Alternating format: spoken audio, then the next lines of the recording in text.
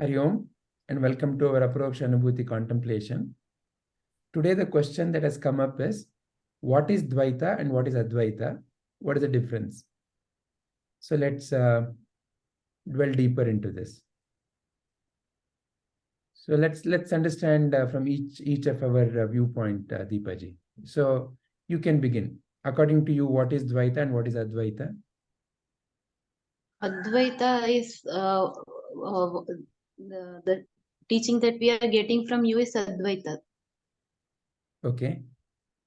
What does it mean? What is Advaita? What is the teaching that you think you are receiving? In Advaita, I feel I should see myself in everyone. That is Advaita. And Dvaita in the sense,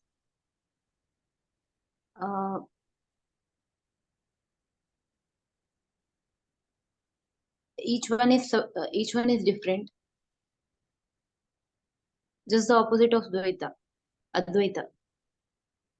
Okay. That's how you see it as of now. Okay. And I was thinking of buying a Bhagavad Gita book for myself, sir. Um, there are two types of Bhagavad Gita books, isn't it? Yeah. Dvaita and Advaita. I didn't know about this. When I was speaking to Rupa, she told me about it. Yeah. She was telling me to buy the book of ISKCON. They go by the Dvaita teachings. Then I felt that will be confusing for me if I go with that. So I'm still thinking which one to go for. Which one to go for? Okay. Generally, the Chinmaya mission and the Ramakrishna mission, Swami Purushottanandama, those two are in the Advaitic tradition generally. And ISKCON interpretation, you may find a lot more Dvaita interpretation. Okay. Anyway, coming back. Which one would you like? Would you suggest, sir? The Advaita would be better, isn't it? So it is not a question of better. It is a question of, see, in any topic of life that we are learning, when we are learning, when we learn in one way, and when the knowledge and the clarity is stabilized, then any other way of looking at the same can also be easily assimilated. It is not like a contradiction. See, just because, we have seen this picture many a times. So I'll just show this picture once again. There is this picture of, where is, here. Yeah. So see, you see this picture, right? Here on the right side. Yeah. Now, if you focus on the this projection of this object, it seems like a circle. Yeah. This projection of the object seems like a square. Yes. So if you see from this side, it is a square. If you see from this side, it's a circle.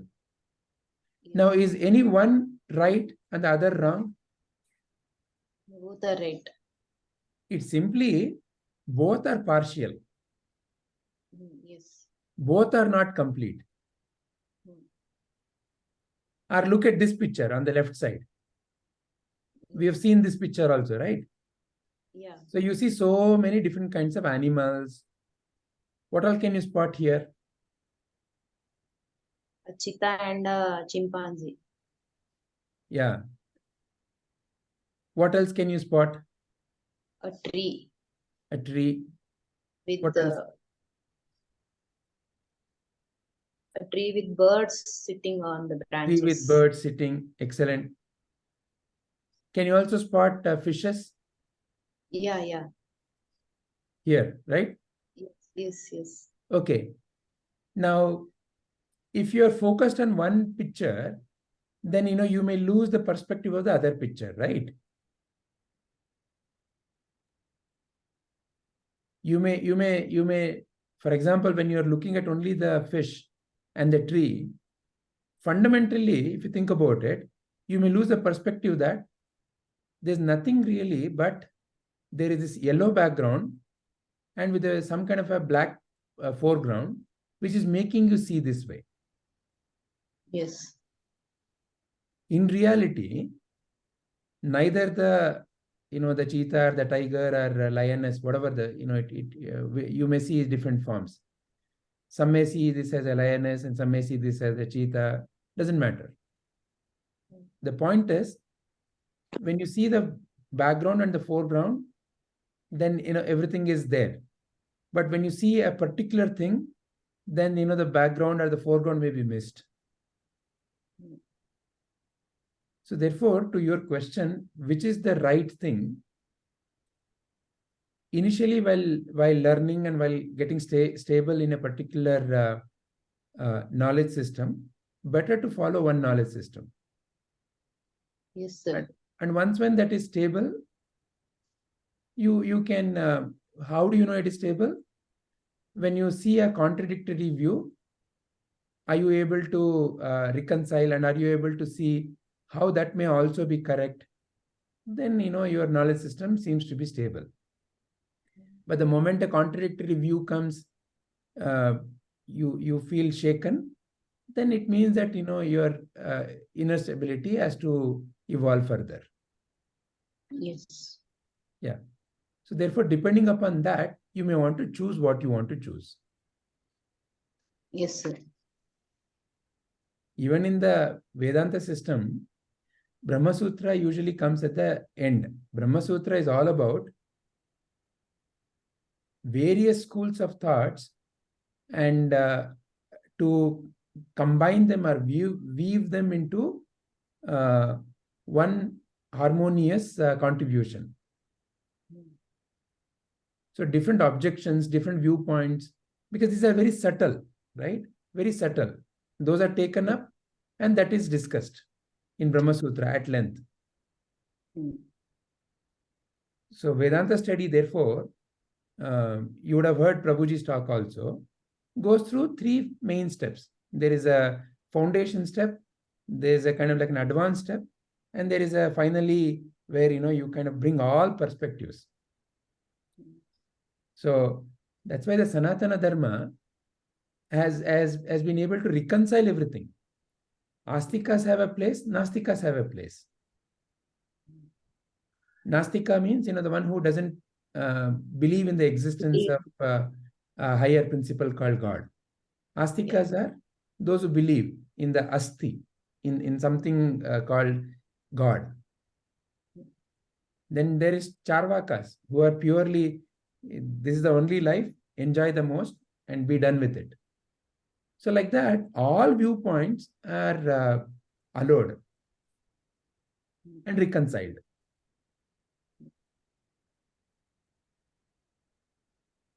So coming back anyway, Dvaita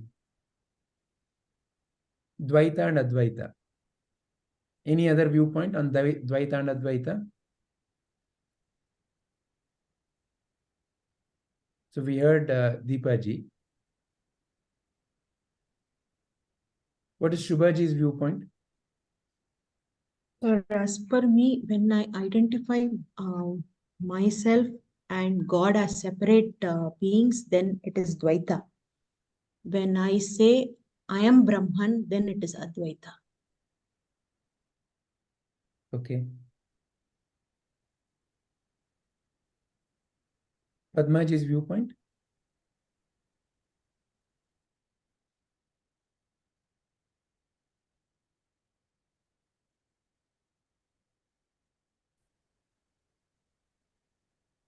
Is Padmaji there? Okay, we'll come back to her. Shilpaji, you have a viewpoint? Yes, sir. So Advaita means dual. So right? So are you saying about Dvaita or Advaita? What are you asking? Advaita. Advaita is dual, right? No. And Dvaita, the literal interpretation of Dvaita means two. Advaita means no two. No two. Okay. Okay. So, Dvaita is like Shubha ji said, there is a separateness between I, like the example you gave, bhakti means there is a higher self, and then there is I. This is a lower self, yeah. Lower self, yeah. And Advaita is when I feel everyone is one. When there is Brahman in each one of us, there is no there is singularity, as in.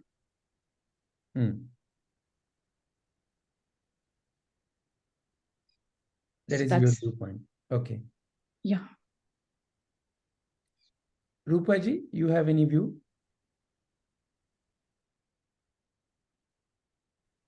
I agree with what Shivaji said, sir. Okay. I also have the same view. Same view. Okay. Saravananji? Yeah. So the way I have understood is so Advaita goes with this. There is only one, which is Brahman, and the same, and all the others are all just the different ways manifestation. Going back to the example of ocean, rivers, water. Finally, there is only water, and like how you call it is what is different. So though we will use the words Jivatma and Paramatma, the essence is the same, Brahman and all. There is only one. There is no other. While in Dvaita, it's there is this two, Jivatma and Paramatma, and the way the interpretation is, though everything is water, like a drop is not ocean. Paramatma is the ocean, and Jivatma is a water drop, the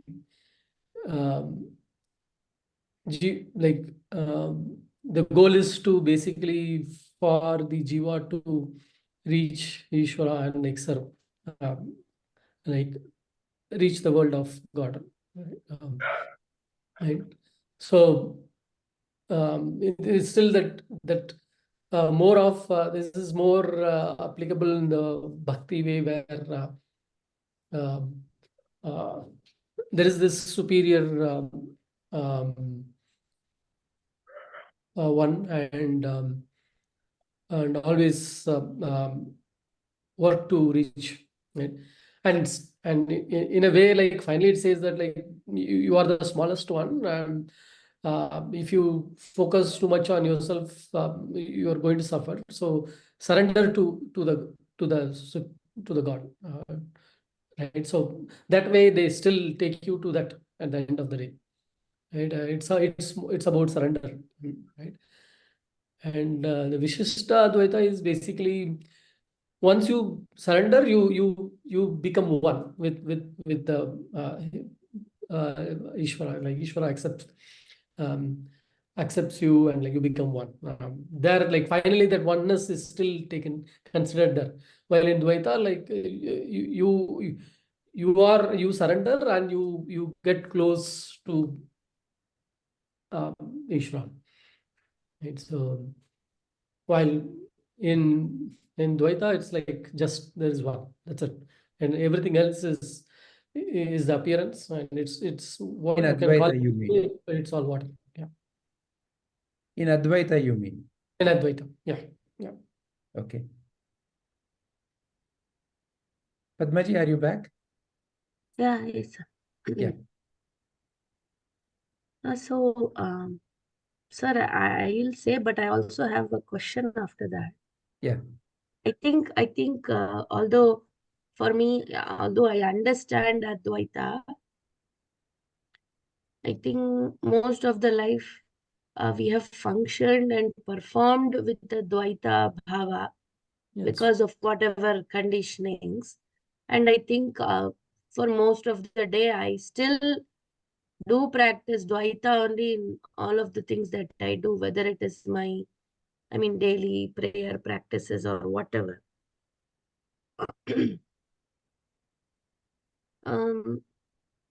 So I have always battled with this question that if I start really applying Advaita in my life, then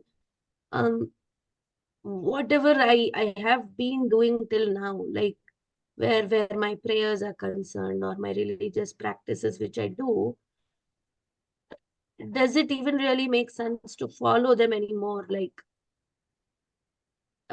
because if there is Advaita, then who am I really praying to, or where are these rituals directed to even, right? From that sense, I think Dvaita makes it easier for me to understand the things or the processes that I have been following, or I have been seeing, at least within my family, that we are practicing. So is it still okay to be a follower of Advaita and to believe in that and then still practice duality in your actions? Is it still okay, or that's your question? That's my question. And I feel Dvaita is easy to follow, I feel, because that is how the nature of our conditioning is. So to break free from that is not, again, it's like those sense organs, no, which run behind this. So this is something which is easier, which is more mentally also, it is easier for you to visualize, to accept that there is someone higher than me, because that is the way of life also, right? Everywhere you see there is someone higher than you, whether it's your work, whether it's your home, there is someone who is superior to you. Is easy to accept for your mind. Can I add? Please. Yeah, so the way I see it, Padmaji, is as long as there is this mind, I see that Dvaita helps you to go for that surrender. If the question is that if the mind is active, okay, the mind is the one which is basically the in between to reach to realize the self. Okay, so the mind, it's more for the mind. When you're functioning at the mind level, we go for this prayer, and which aligns with Dvaita. And while Advaita is more at a knowledge level, that knowing there is one, right? So even if you see at the end, we are saying even in Dvaita, I will say that Ishvara is there, but then we say that he is there. And it's not that like if I am here, Ishvara is not here. Wherever I am, Ishvara is there, and in me and everywhere. There cannot be a place where there is no God. But for that, the moment mind is up, which means like there is this separation, then like surrender, which is where like the prayer takes us to. With prayer, deep prayer, we actually I don't the mind basically calms down or disappears for that moment in the deep prayer. Right. So it's, I see that it's where there is active mind, it is a prayer, it is all our customs, right? They help to take us to realize. While Advaita is more at the knowledge level, which is like knowing, and like what do I do? I know, and just be. That's it. It doesn't say Advaita doesn't say do this, do that. No. No, I'm understanding that. What I feel is, like you said, at least for me, I feel in my waking hours, the mind is always active. Okay, so how I make sense of it mentally is, Dvaita is from the point of view where I see the divine as someone with a form, whereas Advaita is where it's a nirguna Brahman, where it is formless. And that is not easy for the mind to, even come up with. So that's the that is Dvaita you use, but you have to go past that that form, is how I make also. sense of it for my mind. Yeah. I don't know if it's correct, but that's how I give it an explanation, because I want to move towards that completely. But then these kind of questions arise. Then what do I do to my practices? Because there is some peace and calmness that I get with all these practices as well, with these chanting and all this. It has definitely helped me over these years to calm down, to get my senses under a little bit of control. It helps. So I definitely don't want to let go of that also, these practices, whether it is meditation or any of these practices, they definitely help me. Padmaji, but we have seen this, right? These are the steps to realize, but then we know that even you have to drop that to basically, you have to let go. So that's right. As long as, like you say, that you know what, it helps. This is helping me.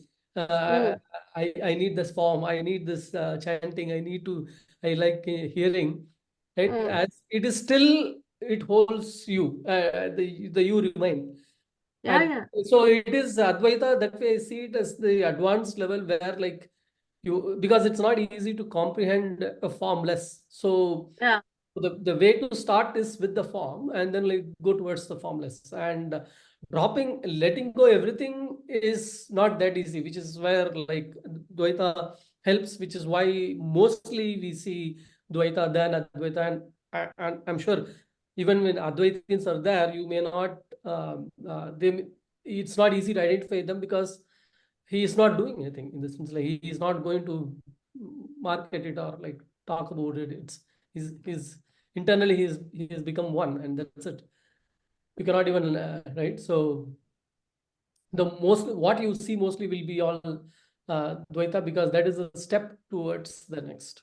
No, because as two gurus whom I follow, whether it is Shri or whether it is our Prabhuji, I see that although they are all about the Advaita teachings, they also I mean, like Guruji does all this homa and all on various things. So I also think that is it for us that he does it, or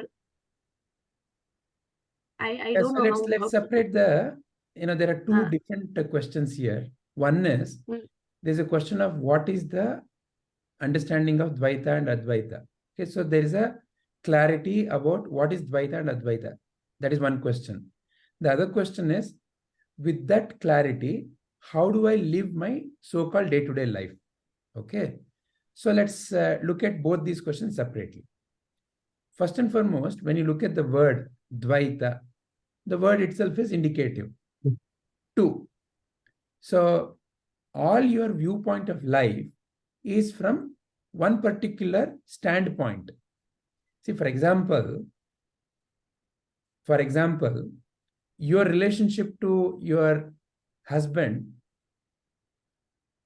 you are calling yourself as a wife because you've taken the role of a wife. Before marriage, you did not have a role called wife, but now that you're married, you have a role called wife. So you've taken the role called wife, and that is a relationship at the standpoint from where you relate to your husband. Or in other words, your relationship to anyone or anything in life is based on the standpoint you have taken within you. You relate to, for example, I'm showing this mobile. Whose mobile is this, Padmaji? Your mobile. Vijay sir's mobile. Vijay's mobile. Whereas if someone were to ask me, I will say my mobile. So you see, there is a standpoint you've taken in relationship to this object as other object, my object, depending upon what is the relationship, right? And to have a relationship means what? You have to have a standpoint. You have to have a who I am. You're thinking of who I am at that point in time. When I asked you the question, whose mobile? You said it is Vijay's mobile. So therefore, in your mind, there is Padma and there is Vijay, and it is Vijay's mobile. Okay. That is how you would answer. Correct? Correct. So, which means you take something as Padma at that point in time. What is Padma at that point in time? At that point one name, one form, one name and one form. There is one form, correct? And that form, you know, if someone were to probe, hey, who is this who is saying Padma? You'll show this. Hey, look, this is Padma. You know, all this constitution of all these ears, nose, hands, legs, yada yada yada, you know, liver, kidney, all of it. You don't exclude anything. You include all of it. You include all of it. Also, you include all the thought process you gathered so far. I'm an Indian, I'm a Hindu, I'm born in that family, that caste, all that yada yada yada yada. All that bundle is what you are currently calling as Padma, and that bundle has a relationship to this object. So how did that bundle have a relationship? Because the bundle feels separate from this object.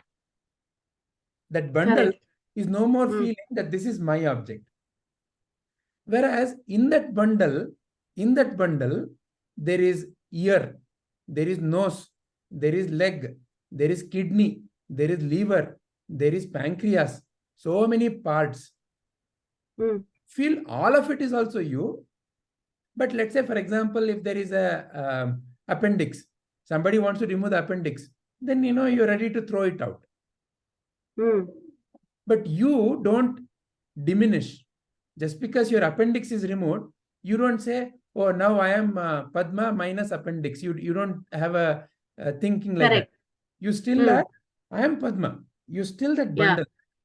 You still feel complete. Correct? Huh? Yeah. So, this bundle-based way of looking at life, this bundle-based viewpoint of life is what causes me and the others. Is there truly a bundle? Is there truly a bundle? That is a fundamental question. See, if you ask the fundamental question, is there truly a bundle? This is the kind of the picture. See, what is a bundle? The bundle is, you know, this wave is thinking I am wave 1. This wave is thinking I'm wave 2. This wave is thinking I'm wave 3. Each wave is thinking I am wave. But what is really the wave? Wave is fundamentally nothing but part of the ocean. And what is ocean? It is nothing but the water. So fundamentally, there is nothing but water only. And it is the water that is appearing as ocean. It is the water that is appearing as a wave. However, depending upon your own bundling, your own identification, and where is this identification happening? In the so-called mind. That identification is what is causing this wave, that wave, big wave, small wave, duration of the wave, yada, yada, yada, right? So this viewpoint of this bundling is the Dvaita viewpoint to begin with, that there is a separateness. Is there truly a separateness? That depends upon what part of the picture you are seeing.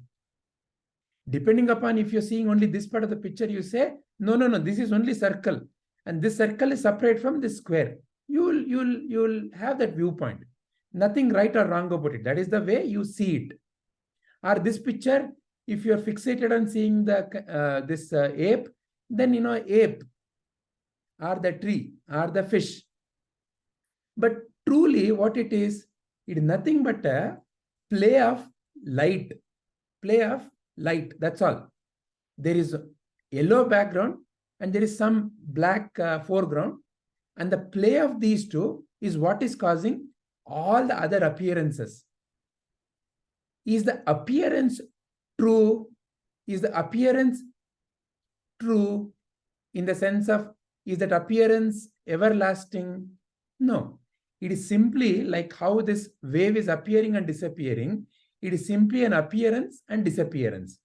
Or to take another example, you see ice, you see water, you see vapor. Are they different things? Yeah. When you see only this form, it is different from this form, from this form. But are they truly different? They're not truly different. They're truly nothing but water only. Water appearing as different forms. So, Advaita essentially means whatever you see as a manifestation is nothing but a name and form of the one fundamental principle called as consciousness. And in reality, there is no separation between consciousness, energy, and matter. How will you draw separation between? So, for example, it is appearing as ice. Now it is appearing as water. It is appearing as vapor. So, where is the boundary that you will draw? When it is melting to be water, where is the boundary you will draw? This is where ice ends, and this is exactly where water is beginning.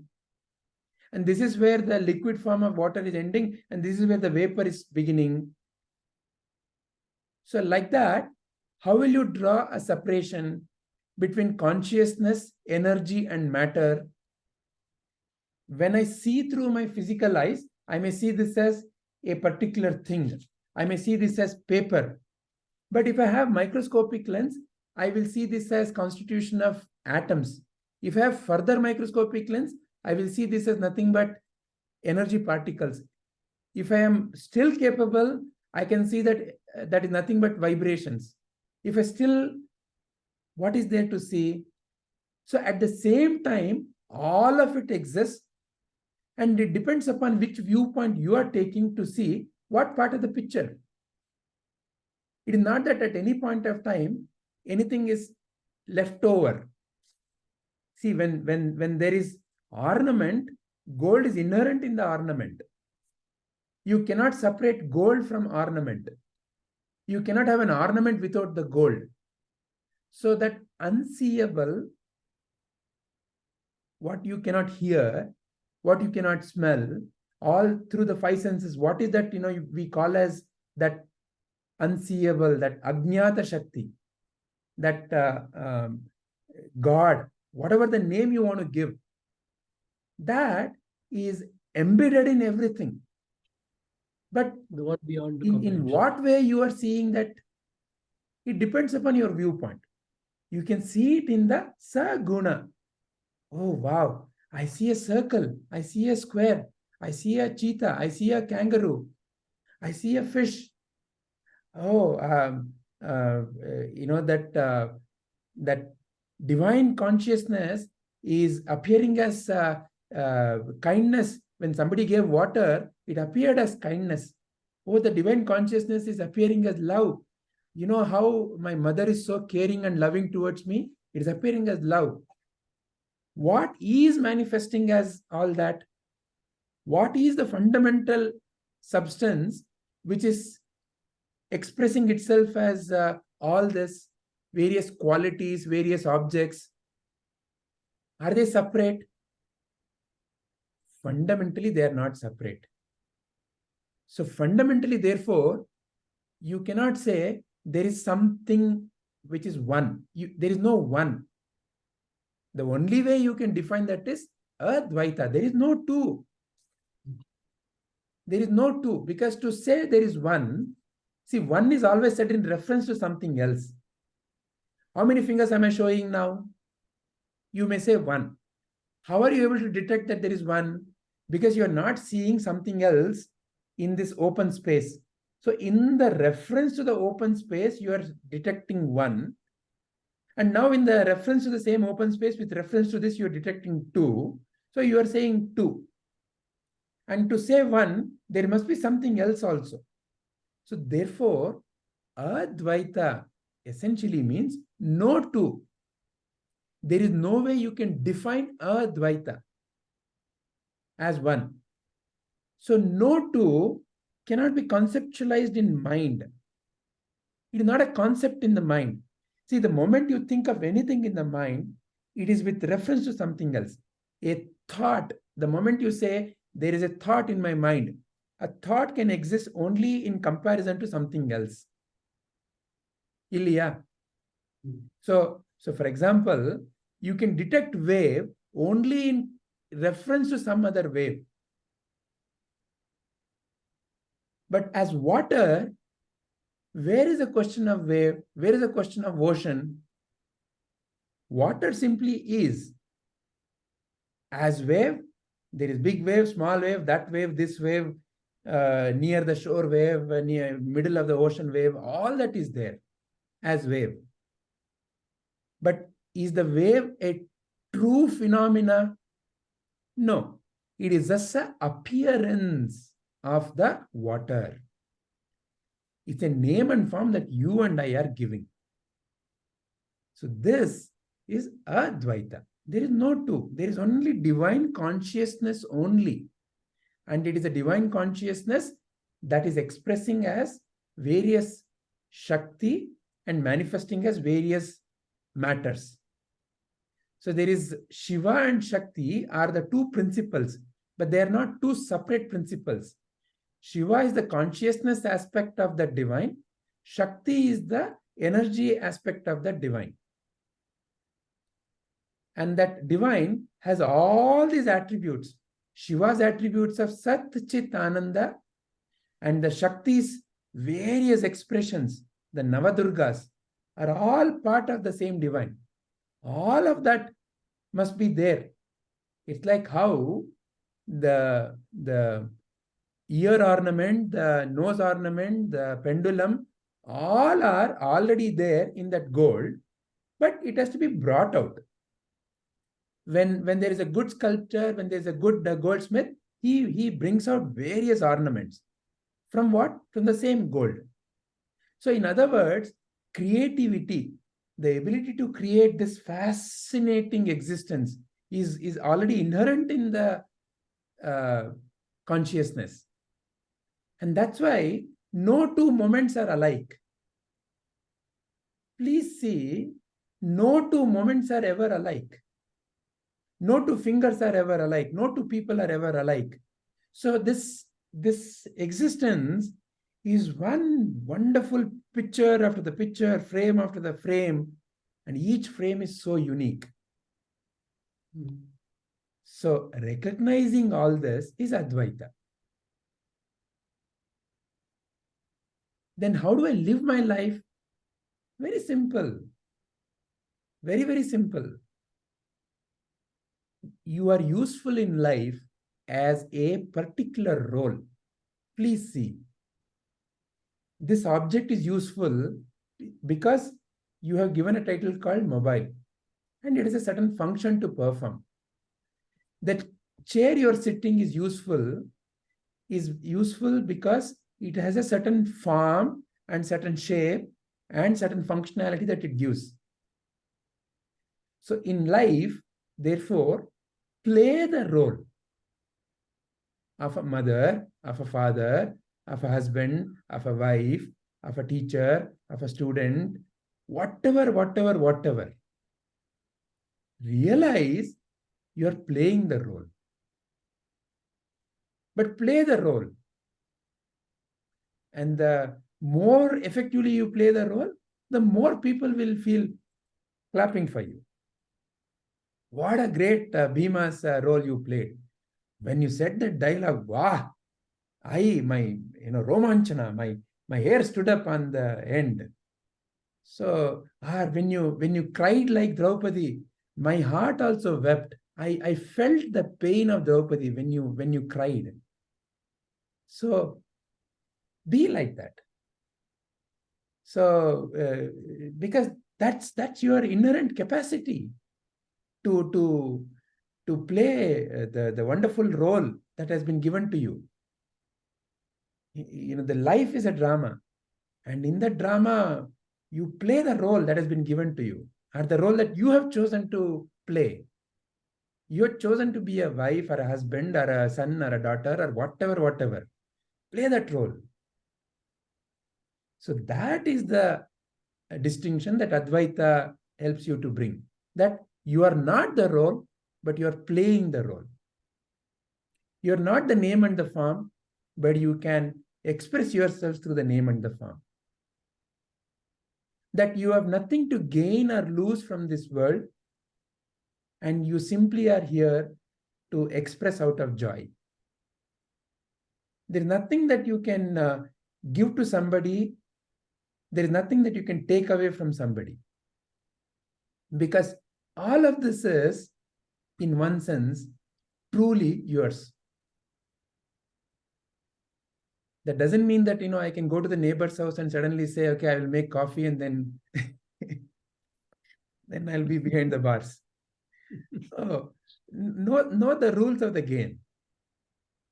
Know the rules of the game. Enjoy. When you are in Rome, be a Roman. If you want to be an Indian and dress like an Indian, be comfortable there also. It doesn't mean that, you don't have to be dressed like an Indian in Rome. Be a Roman when you're in Rome means see what is the beauty of that being a Roman.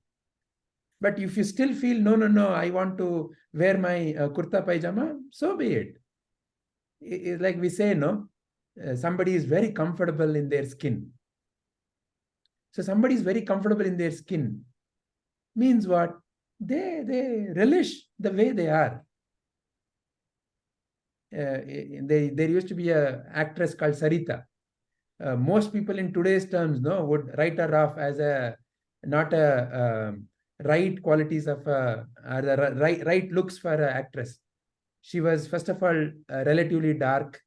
She was relatively healthy. Okay, let's not use the word fat. Relatively healthy. But what a great actress. She acted in so many Tamil, Telugu, Kannada movies. Very famous. Very comfortable. So Krishna was very comfortable in playing the roles. So it's an evolution. So Dvaita, in terms of a sadhaka, so Dvaita, because you're so established, one may be so established in the body-based thinking. I am such and such, and the other is such and such, due to whatever conditioning. When the body-based thinking is very strong, establishing a higher and you submitting yourself to the higher helps you to lower your own ego sense. Because fundamentally what blocks you from seeing this reality is your own sense of, who I am. Who I am plays in various ways.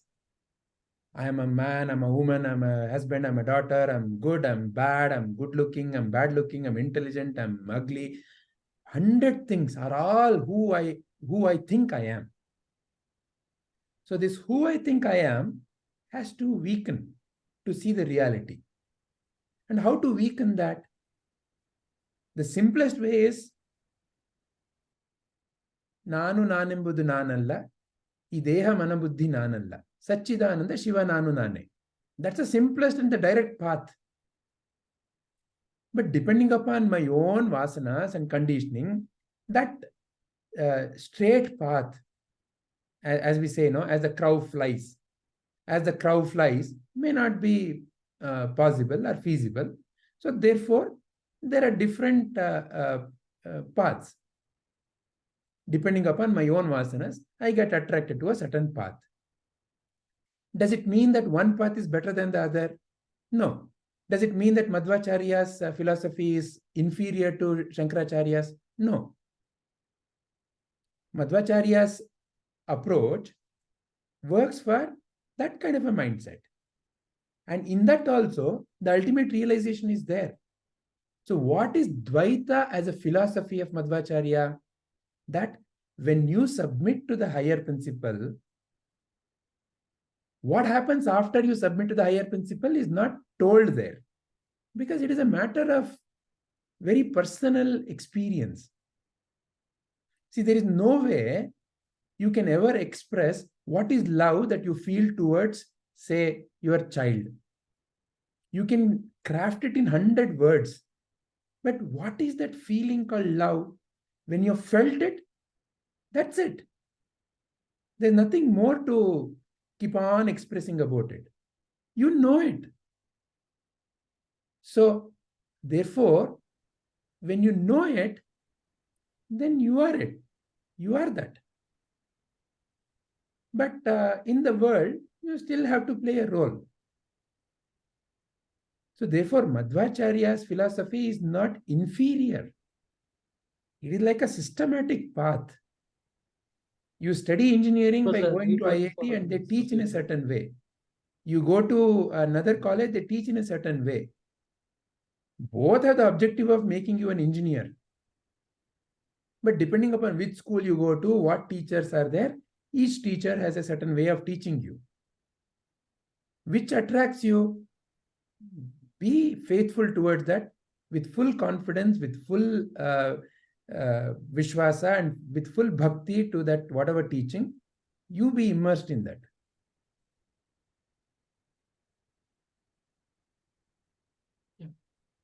Yeah, I believe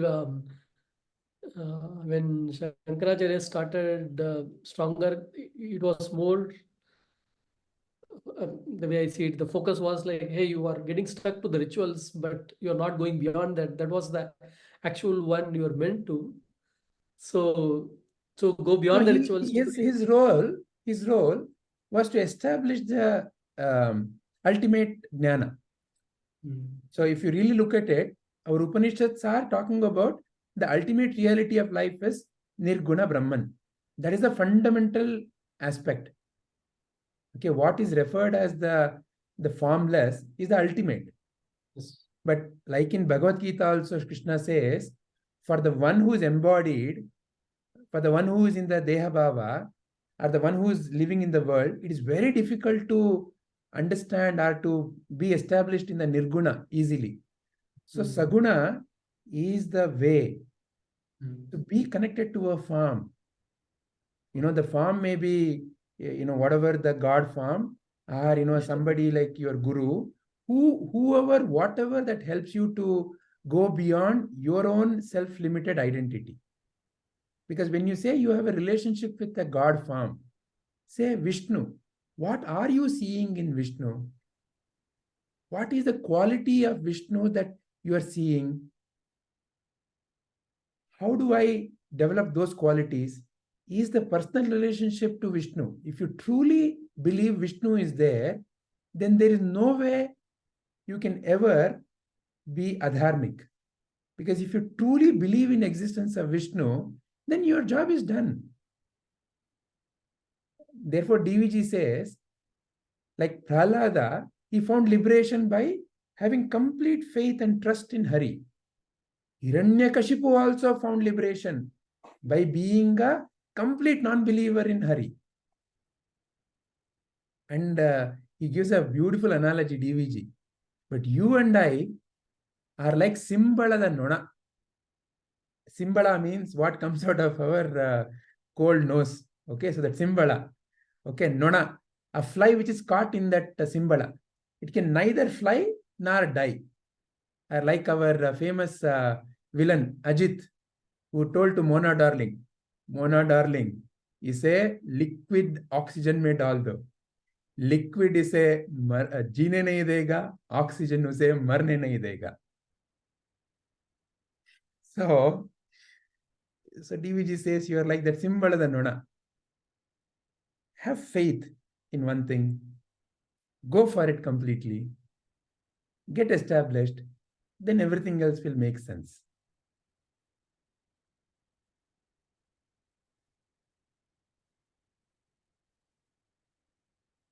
Deepaji, any points or any further questions? No questions.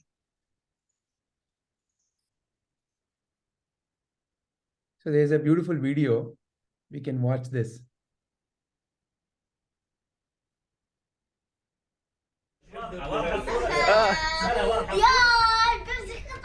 ريماس تعالي تبقى خليك بابا ظبط السماعات خليك ماسك ليه يما يما انت يا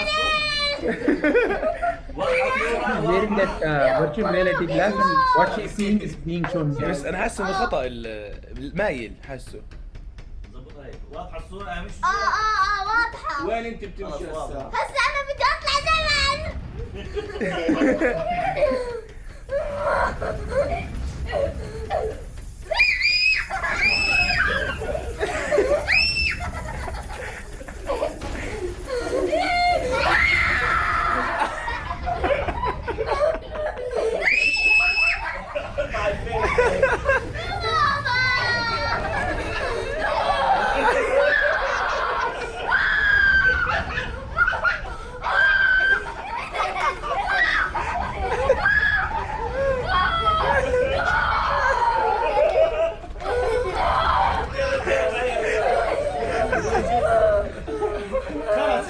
خلصت لسه ما بلشنا. خلصت لا خليه. خفيف ايوه خفيف بس تطلعي قاعده. خفيف ما بدي اكمل. تندب.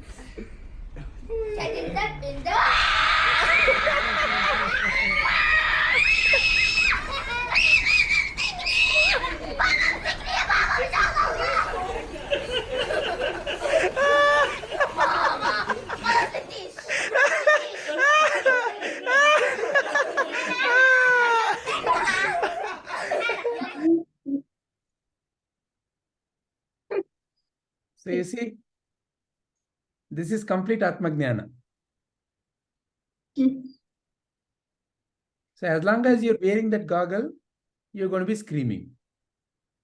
But the one who is outside can see.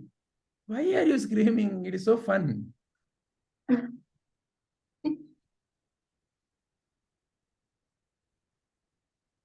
So like that, the goggle that you and I are wearing is called as the mind. And through the mind, we wear our own colors and we see the world. And depending upon that, we interpret. And sometimes we scream and shout and we get upset. And Atma Jnana is removing this goggle. Not literally. Related to this, Vijayji, there was this discussion we had. Only one minute, Saravanan-ji, just a moment.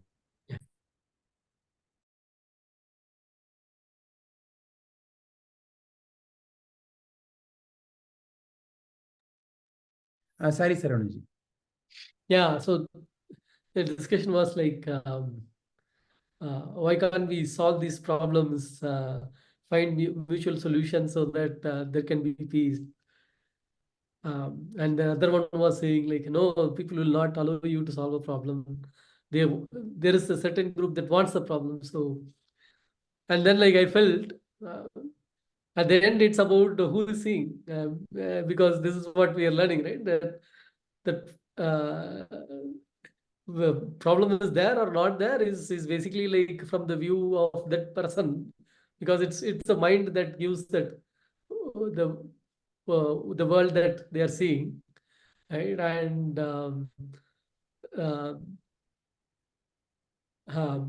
it's about knowing like what is out there. If you know the truth, then like you may say that, hey, there is no problem, even if you see, right? You may go beyond that and say that whatever you are seeing is not real. Then like, where is the problem that you have to solve? If you see that there is a problem, then you are making it real and trying to find a solution for something it is not real. So another way of looking at it, Saravanan-ji, could be, see, when you look at your body, you don't see separation in your body. If there is a pain in one part of the body, you naturally look at, how to alleviate that pain. It is quite natural. If this hand is feeling hurt, the other hand comes and, says, okay, it's okay, don't worry. Like that, it is there. That's very natural. There's nothing to think about it. So in that sense, when anything in the world is going through some pain, fundamentally it is you who is hurting in a way, because that pain is in you only, because you are part of that also.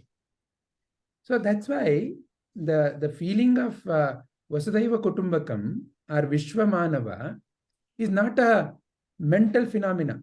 Oh, I and they are the same. It is a fundamental reality. So that's why when somebody is hurting, you also feel that pain. So it is quite natural depending upon your own role. See, in terms of your feelings, you can be everywhere. You can wish the best for everyone in terms of your feeling. And that is what Padmaji was asking. So in terms of prayer, so when this part of the body is in pain, you can say, okay, may it heal.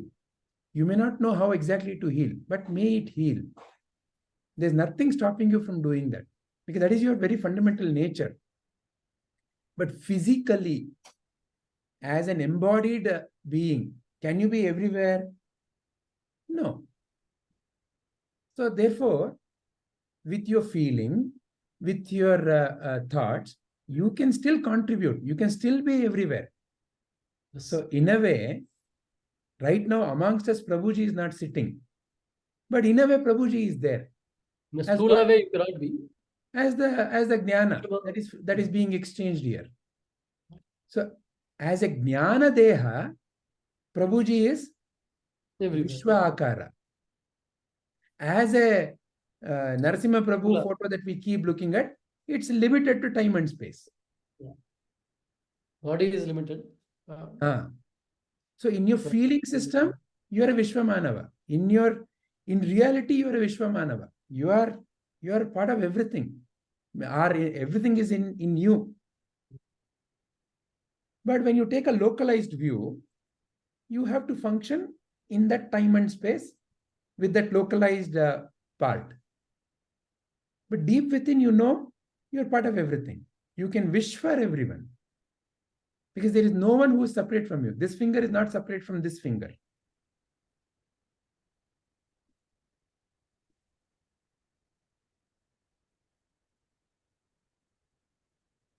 Is Padmaji's question also addressed? Yeah, yes, sir. All right. Then shall we end this contemplation? Yeah. With our gratitude to our Deepa Guru, because she helps us Yes, to... always. I wait for a thoughtful, deep question that's going to come.